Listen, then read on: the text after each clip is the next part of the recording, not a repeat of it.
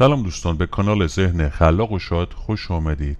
در این ویدیو می‌خواهیم در مورد غذاهایی صحبت بکنیم که باعث کاهش استرس در بدن می‌شوند.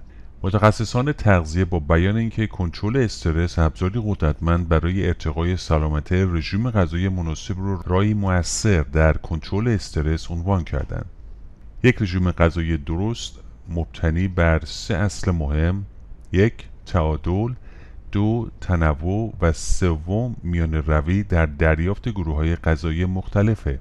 و علاوه بر رعایت این اصول کلی باید توجه داشت که نوشیدن آب کافی، فعالیت فیزیکی کافی میتونه تأثیر بسزایی در کاهش بروز استرس داشته باشه.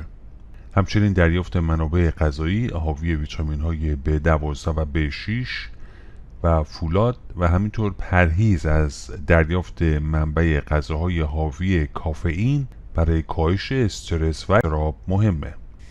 دریافت غذا به صورت وعده‌های منظم و کوچک و با شاخص قند پایین به ثبات بیشتر قند خون کمک میکنه. توجه کنید که اختلالات قند خون و گرسنگی میتونه محرک ایجاد استرس و اضطراب باشه. در صورتی که از منابع غذایی حاوی شکر، قند و یا کربوهیدرات‌های ساده به میزان زیاد در رژیم غذایی استفاده می‌کنید، قند خون به دنبال آن انسولین در خون افزایش و بعد از آن کاهش پیدا می‌کند. نوسانات سریع قند خون و به دنبال اون انسولین میتونه باعث ایجاد تغییرات در خلق و خوی و رفتار بشه. برای کاهش استرس خودشون نیاز به شیرینیجات بیشتری دارند و این سیکل معیوب مرتباً تکرار میشه. بنابراین دریافت فیبر کافی، مصرف میوه و سبزیجات به جای قند و شکر و شیرینیجات و همچنین دریافت منابع حاوی پروتئین و چربی‌های سالم میتونه نوسانات قند خون رو کمتر کنه و به کاهش حس استرس و اضطراب کمک بیشتری کنه. پس به طور کلی برای حفظ سلامتی و کاهش استرس و اضطراب سعی کنید منابع حاوی قند و شکر مثل انواع شیرینیجات، آب میوه‌های کارخانه‌ای، آب نبات، انواع نوشابه‌ها و نوشیدنی‌های حاوی قند و یا شکر رو محدود کرده و به جای اون منابع حاوی فیبر، میوه و سبزی و غلات کامل سبوسدار استفاده کنید تا نوسانات قند خون که یکی از عوامل ایجاد استرس می باشد رو به حداقل برسونید. همینطور عادت بعد اینه که بسیاری از افراد به مصرف قهوه و یا نوشیدنی‌های انرژیزا عادت دارند. مشکل اینجاست که مصرف زیاد کافئین فارغ از اینکه از چه منبع و یا منابعی باشه میتونه باعث تغییرات خلق و خو بشه و به ایجاد استرس، اضطراب و حتی افسردگی هم بیانجامه. برای کاهش دریافت کافئین توصیه میشه قهوه رو با چای سبز جایگزین کنید، چون چای سبز علاوه بر کافئین کمتر حاوی اسید آمینه هایی به نام تیانین میباشه که برای کاهش استرس و اضطراب مفیده. همینطور مسیرهای متعددی در بدن وجود داره که در مدیریت استرس و اضطراب نقش دارن و برخی مواد مغذی که از غذاها دریافت میشه میتونه بر این مکانیزم ها تاثیر بذاره. به عنوان مثال سلامت روده از طریق محور روده مغز با سلامت روان و مغز ارتباط نزدیکی داره. بنابراین اطمینان از این که میکروبیوم روده شما مملو و از باکتری های مفیده ممکنه به کاهش اضطراب کمک کنه. برای حمایت از سلامت میکروبیوم و در نتیجه مدیریت اضطراب، مصرف غذاهایی که سرشار از فیبر، پریبیوتیک و پروبیوتیک هستند میتونه به وضعیت شما کمک کنه. مواد معدنی نیز نقش مهمی در کنترل اضطراب دارند که آهن یکی از اونهاست. آهن کلید متابولیسم انتقال دهنده عصبی در مغز و سطوح آهن در دسترسی به سروتونین و دوپامین که به هورمون‌های شاد معروفند نقش دارند. بنابراین مهمه که مصرف غذاهای غنی از آهن رو در اولویت قرار بدید تا سطح اضطراب و استرس رو پایین نگه دارید.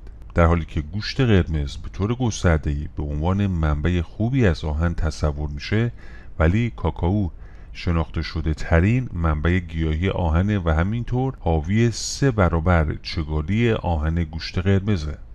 منابع گیاهی یک آهن غیر همه و برای جذب بیشتر به ویتامین C نیاز داره. برای کاهش استرس مواد غذای زیر رو برای کنترل اضطراب به روتین روزانه خودتون اضافه کنید. اول چای سبز یا سیاهه. برای تقویت سلامت مغز و مدیریت اضطراب چای سبز بهترین گزینه است. این ماده فوق‌العاده مفید غنی از پولوفولین ها و یک کاتچین به نام اپیکالوکاتچین سگالاته. کاتچین دارای خواص ضد التهابی قدرتمندیه که میتونه خطر ابتلا به بیماری‌های عصبی رو با افزایش سن کاهش بده.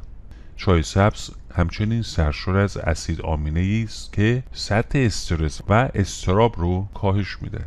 شماره 2 کفیر شیرین نشده است. غذاهای تخمیر شده مانند کفیر شیرین نشده که با شیر کامل تهیه میشه میتونه باعث رشد باکتری‌های خوب روده بشه که این میتونه به کاهش التهاب و ترویج تولید مواد حیاتی مانند آنزیم‌ها، انتقال دهنده‌های عصبی و سایر مولکول‌هایی که مغز برای بهتر عمل کردن خود به اونها نیاز داره کمک کن. شماره 3 توت‌ها هستند. توت‌ها سرشار از فیبر و آنتی اکسیدان‌های طبیعی مانند ویتامین‌های C و E می باشند و همچنین ریزمغذی‌هایی مانند کلسیم، اسید فولیک، سلنیوم، لوتئین و آلفا و بتا کاروتین رو در خود جای دادند. تحقیقات منتشر شده در مجله تغذیه نشان میده که مداخلات غذایی مانند خوردن بلوبری میتونه در تقویت خلق و خوی و پیشگیری از افسردگی فوق‌العاده مؤثر باشه. میرسیم به شماره 4 زرده تخم مرغ. زرده تخم مرغ مملو از ویتامین D می باشه. یک زرده تخم مرغ بزرگ 37 واحد بین‌المللی ویتامین D داره. نقش ویتامین D در کمک به عصب و اضطراب حمایت کننده است. ویتامین D یک ویتامین محلول در چربیه که به دلیل نقشش در جذب کلسیم، رشد استخوان، معدنی سازی و بازسازی شناخته شده است. در مغز ویتامین D به عنوان یک استروئید عصبی عمل میکنه و در محافظت در برابر افسردگی و اختلالات اضطرابی نقش داره. بین کمبود ویتامین D و علائم افسردگی و همچنین تشدید اضطراب یک ارتباط کاملا ثابت وجود داره. زیرا کمبود یا مقدار بیش از حد ویتامین D نقش مهمی در تنظیم پاسخهای استرس ایفا میکنه. پنجم سبزی‌های برگدار هستند. سبزی‌های برگدار منبع عالی فیبر و کاروتینوئید و سرشار از فولاد یا ویتامین B9 هستند.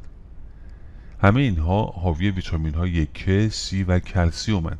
فولاد یک ماده مغذی که عملکرد انتقال دهنده‌های عصبی، پیام‌رسان‌های شیمیایی درون مغز رو که بر خلق و خوی و شناخت ما از جمله مدیریت اضطراب و استرس کنترل میشن پشتیبانی میکنن. اضافه کردن سبزی‌های برگدار مانند اسفناج و کلمپیچ رو به چرخش وعده‌های غذایی خود در نظر بگیرید. بسیاری از مردم سبزی چغندر رو دور می‌ریزند، اما برگ‌های چغندر دارای مواد مغذی و سرشار از کلسیم، فیبر، ویتامین‌های A و K میباشه.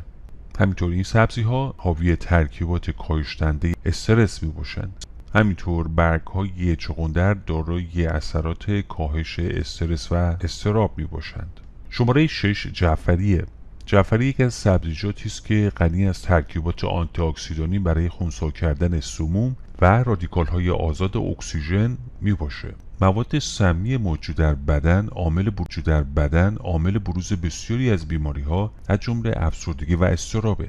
برای اینکه از نظر غذایی قادر باشید استرس رو کاهش بدید باید در وعده‌های غذایی خودتون آنتی اکسیدان‌های بیشتری مصرف کنید. آنتی اکسیدان‌ها با کاهش التهاب در بدن از آسیب به مغز و از سایر ارگان‌ها جلوگیری می‌کنند. جعفری با برخوردار بودن از کاروتینوئیدها، فلاوونوئیدها و روغن‌های مفید یک منبع بسیار عالی برای آنتی اکسیدان‌ها به حساب میاد. و شماره 7 کنجد و غذاهای تهیه شده با اونه. کنجد یکی از منابع غذایی عالی برای تأمین کردن اسید آمینه التیروتوفانه. این اسید آمینه ماده اولیه لازم برای تولید هورمون‌های شادی‌آور سروتونین و دوپامینه. غذاهایی که غنی از التروپانین هستند سبب ارتقای حالتهای روانی و کاهش افسردگی و اضطراب. تحقیقاتی 4 روزه با 25 داوطلب نشان داد که رژیم غذایی غنی از این مواد از کنجد در کاهش علائم استرس و اضطراب مؤثر بوده و نسبت به سایر رژیم‌های غذایی تأثیر بهتری در ارتقای سلامت مغز داره. دوستان شما تشکر میکنیم که تا پایان این ویدیو با ما بودید. لطفا این ویدیو رو لایک کنید، چون لایک کردن شما باعث میشه افراد بیشتری این ویدیو رو تماشا کنن. همینطور عضو کانال ما بشید و فراموش نکنید گزینه زنگوله رو فعال کنید تا اولین کسی باشید که ویدیوهای ما رو دریافت و تماشا میکنید.